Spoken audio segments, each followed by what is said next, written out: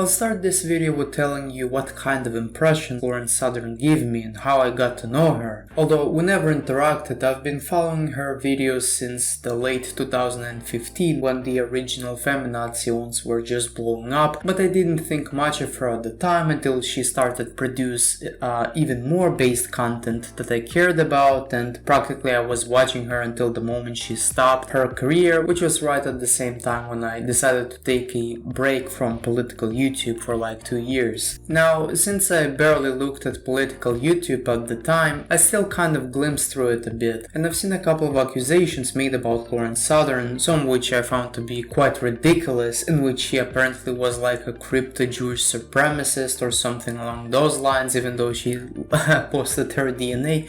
But the moment she returned, I wasn't particularly happy because she came out as a centrist, and it signaled to me that she maybe was never truly right-wing, and she now aligned herself with centrism because of these pressures and because of censorship, and she just wanted to stay afloat and grift to her new audience, which is basically what Sean Head and the Amazing Atheist did in order to stay afloat. Well, Sean Head stayed afloat, the Amazing Atheist is basically over. So I assume the same was true for Lauren, but shortly after the backlash from the right, she didn't switch a tone and didn't cave to the pressures of the left, and I respected her for that, and my faith that she was a committed principal right-winger was basically restored. Now, since she returned, I didn't watch much of her. I probably watched like up to 10 videos, in particular finding these two of great interest, and the rest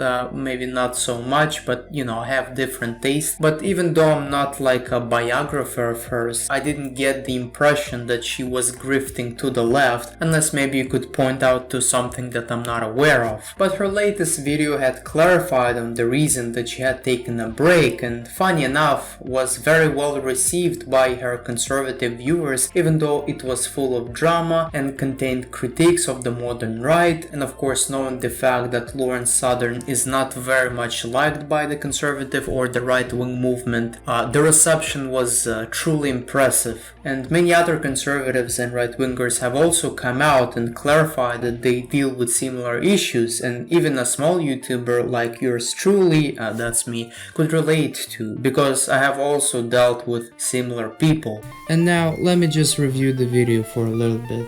I'll start with the scientific part, the part that I love the best, the statistics of all sorts. And if you're familiar with the personality literature, especially with regards to psychopathy, what she said is basically nothing new, because it establishes a clear and serious relation between narcissism and attention-seeking, desire for being liked and fame, which is all associated with the people that Lauren Southern has described. In fact, some researchers go as far as to suggest that it is the primary motivation for narcissism. Furthermore, other research has demonstrated a relation between narcissism and other dark triad personalities with creativity, and of course it is also established that people higher in narcissism are also higher in their usage of social media, to a point that more social media usage predicts more narcissism. So right off the start, you could already tell that a heavy number of people who may be content makers have narcissistic tendencies because of the fundamental relationship between their personality, which contributes to their higher usage of social media, which then contributes to a higher narcissistic behavior. In fact, content making and vlogging is associated with creativity by a correlation of 0.25, which in turn is associated with personality traits that predict narcissism, such as openness at 0.22 and extroversion at 0.35. So in a sense, it could be theorized that personality traits which contribute to creativity in turn boost narcissism through real-life creative activity. And the primary way narcissism is boosted is through higher social status or approval, which is very characteristic of the community, but it could also be argued that it could be through narcissistic meta-perceptions, or it could be done done through exhibitionism, which again is very prevalent, as posting large quantities of photos showed a 25% increase in narcissism. And now imagine a person doing that who is also popular. What do you think the increase will be? Is it like 80%, 200%? I have no idea. And although the speculation might be obvious, it is not so simple. In a 5-year longitudinal study of 300 Dutch adolescents, popularity increased narcissism only in those people with a low self-esteem, yet those who have a higher social esteem, popularity had decreased their levels of narcissism. And many narcissists who appear in Lauren's videos seem to be vulnerable narcissists, and this is why they acted so hostile and intimidating when they perceived that someone else was competing for their status or their clout is getting chased away by somebody else. And of course the correlation between narcissism and aggression is 0.3, for psychopathy it's even more, and consequently the conclusion is that people in her video might not simply be narcissists, but they might also possess dark triad personality traits in large numbers, especially low on empathy and being highly Machiavellian. And if you look at the description of a psychopath, it turned to perfectly match the cases that Lauren has illustrated in her video. And although psychopaths make up about 1 to 2% of the general population, their representation is different across multiple fields, such as in college, and people in management position or advertisement have up to 12 times the amount of psychopathic traits relative to the general population. And it has been reported that psychopathy is correlated with political interests, by the way, so is narcissism, and this could be confirmed from a significantly high distribution of psychopaths in elite places such as California, Connecticut, or most importantly Washington DC, the latter by a very large margin. And although in my video on the left being a form of a mental disorder, where I have illustrated a myriad of ways in which a leftist identity and behavior is pathological, the left has one little advantage over the right: it is less psychopathic. Although of course the difference is small and the difference between men and women is twice as big, but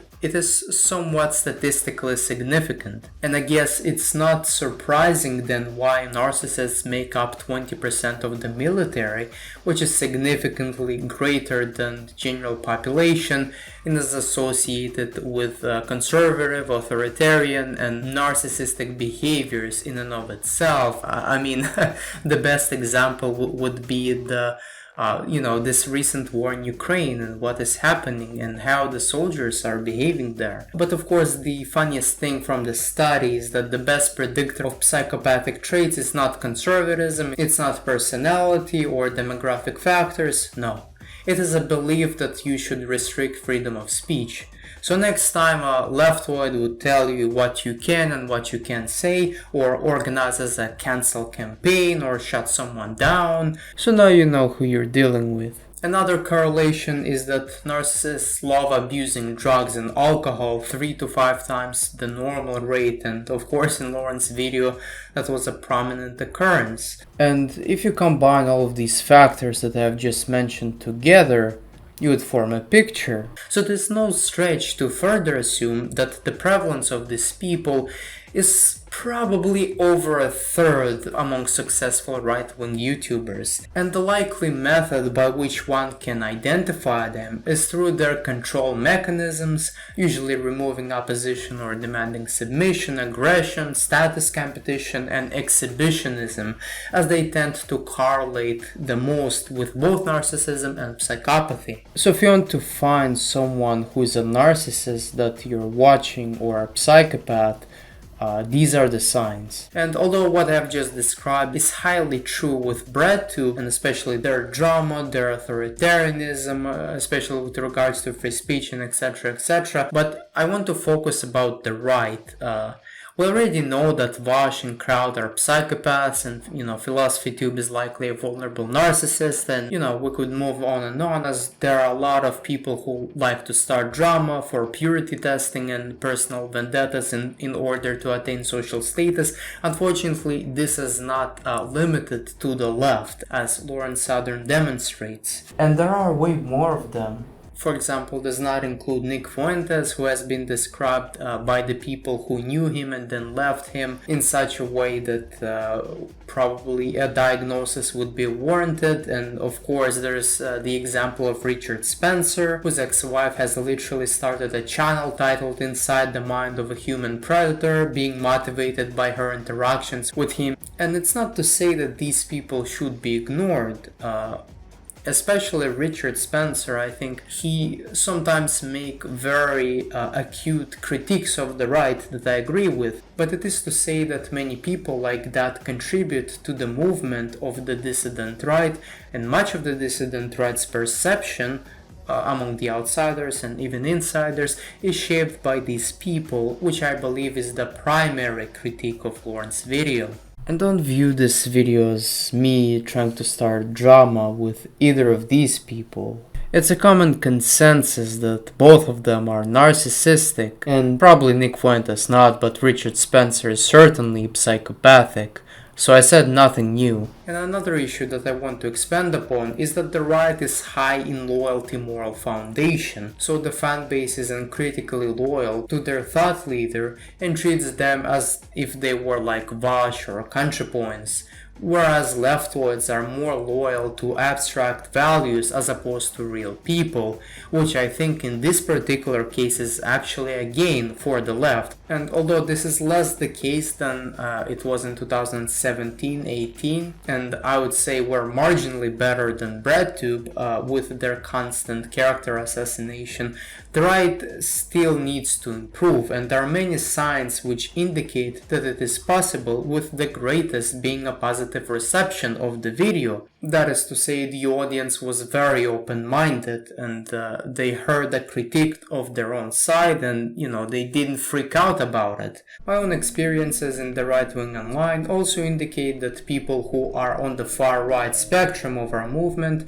tend to be very aggressive and personally motivated to take me down over a grudge in power relations. For example, the first two instances of my Discord server being shut down were due to a Finnish neo-Nazi who was mad that he wasn't allowed to sexually harass women on my server, and unfortunately, as Lauren alludes to, misogyny is still an issue in our movement, and if I were to guess, is the second reason behind sex personality and interest differences, which contribute to a lower female participation in our movement. Why, for instance, did Brittany Sellner leave? Could it be for the fact that she just received some form of a harassment? Sydney Watson seemed to be on the edge of leaving too, and likely not because of Jack Murphy. I get two asinine assumptions from the right thrown at me for no reason, such as with accusing me of being a groyper, a gay apologist, a Jewish supremacist,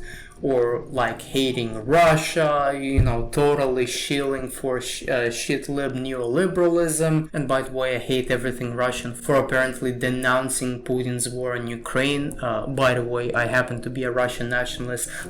You see the logic, and a lot of people have to deal with it. And especially so if you're getting attacked by people who have a larger clout than you, and they do it like to Lauren, they mobilize their minions to go after you, who unfortunately think uncritically. Just look at how ridiculous is the accusation. And these unfounded conspiracy theories, I think, were not explored in her video enough. Yet I would suggest that they present one of the main, if not the main, problems of our movement, as many of us don't seem to agree on reality, and it seems like are unable to imagine things unfolding organically or decentrally. For example, look at this latest poll about Ivana Trump's death. Apparently people are thinking that it was some sort of a homicide, maybe the elites are avenging Trump for supposedly draining the swamp, and just trust the plan, the patriots will take care of you, blah blah blah. Perhaps I assume it is due to the right's obsession in constructing easy worldviews that you don't have to think a lot about.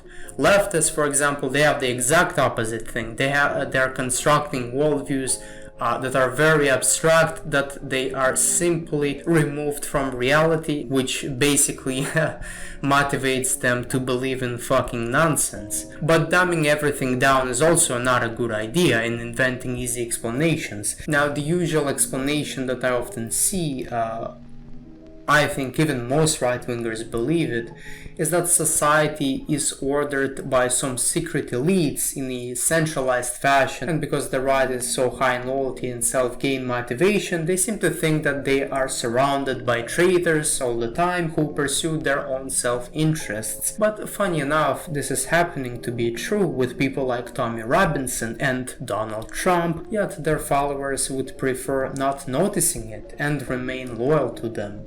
And the final problem with the right wing that I inferred from Lauren Southern's video, and I believe she didn't touch it much, is that we are not very supportive of our fellow right-wingers. Just look at how much ContraPoints, for example, gets per month, which is roughly $80,000 from Patreon, or this leftward YouTuber with a smaller audience than me, or this one, and now compare it to Keith Woods, or even me, who uses Subscribestar because I was just like Lauren, banned from Patreon. We don't support our own enough, although we give more money to charity. One of the reasons behind starting my original Discord server months before starting my YouTube channel is to build a right-wing community based on mutual support, which to an extent exists on my Telegram. And similar aspirations are also present in people that I talk with, but they barely get realized, at least in my experience. So why don't we correct for it?